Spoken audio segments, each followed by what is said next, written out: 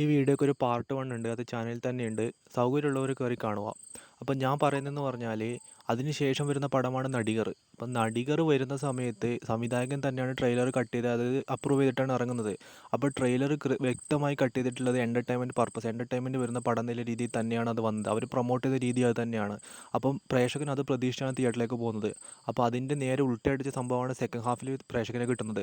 At least ഇപ്പോൾ നമ്മൾ കണ്ടത് മലയാളി ഫ്രം ഇന്ത്യ റിലീസിന് തലേദിവസം അവർ ഒരു സീരിയസ് കണ്ടൻറ്റാണ് വരാൻ പോകുന്ന രീതിയിൽ ടീസർ ഇറക്കി വിട്ടു. അറ്റ്ലീസ്റ്റ് അതെങ്കിലും ചെയ്യേണ്ടേ ഇവർ. ഇതൊന്നും ചെയ്യാതെ ഒരു എൻ്റർടൈൻമെൻറ്റ് പടം പ്രതീക്ഷിച്ച് പോകുന്ന പ്രേക്ഷകനെ മണ്ടന്മാരാക്കുന്ന പരിപാടിയിലേ ചെയ്തത്. അതുകൊണ്ടാണ് ഞാൻ ജീനെതിരെ പറഞ്ഞത്. ഇതുവരെ സക്സസ് ആയ ഒരു പടം മാത്രമാണുള്ളത്. എന്നിട്ടാണ് ഇപ്പോൾ മൈത്രി പോലുള്ള പ്രൊഡക്ഷൻ 40 കോടി എങ്ങാനാണ് ഈ ബജറ്റ്.